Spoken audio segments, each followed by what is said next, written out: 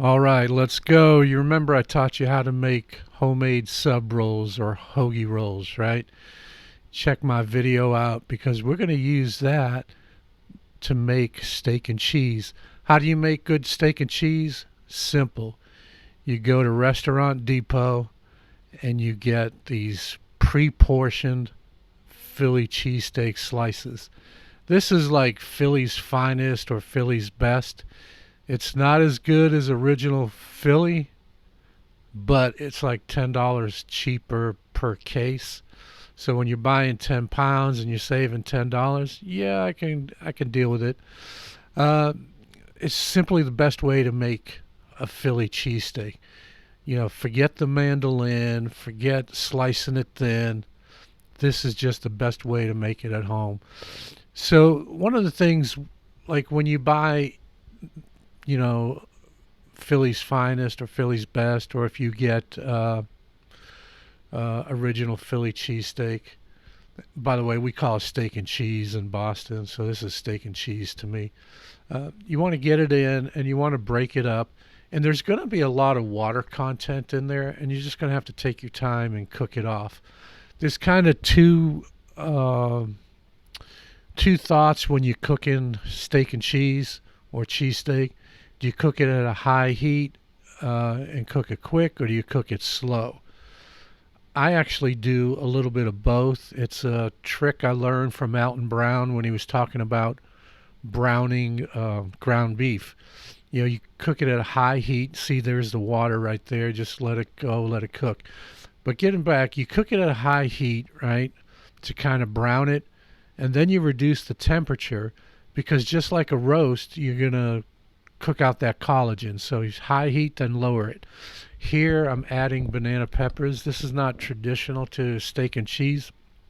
I think I started eating this when I went to, I don't know if it's Penn Station, East Coast Subs. Not a paid promotion. But anyway, I think I would get like a teriyaki with banana peppers. So at some point I started liking steak and cheese with banana peppers. And here's my homemade teriyaki sauce.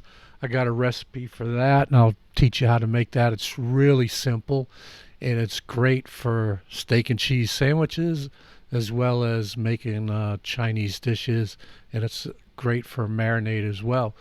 So there, you brown your steak, you cook the water off, add your banana peppers, add your teriyaki, and you're done. And so now here's the provolone cheese. I'm just going to let that melt in a little bit. I just let that cheese soften a little bit and then stir it in and melt it. Normally, I would use a white American cheese for this. Didn't have any, so I went with provolone, which is always a good option for steak and cheese, meatball subs, even use it on pizza. And then once that's done, we're going to put it on those homemade hoagie or sub rolls. And then we're going to be done with this dish. Only thing left to do is taste it. All right, so we cooked our steak and cheese. I'm going to slice this bun. And it just feels really good. And I think I'm going to pull this out. I don't normally do this because I love bread so much, but I'm going to take that out to give a little bit better platform to the steak. Now I've got provolone cheese. Got provolone cheese that's melted into all this. So this is steak and cheese with teriyaki sauce and banana peppers and provolone. This is not a Philly cheesesteak. I'm from Boston. We call it steak and cheese. Alright, so here we go. Let's see how the bun is.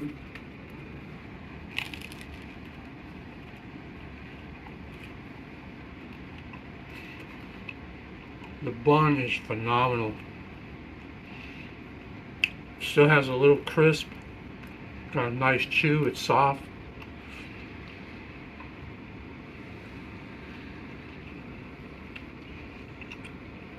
Steak and cheese has great flavor.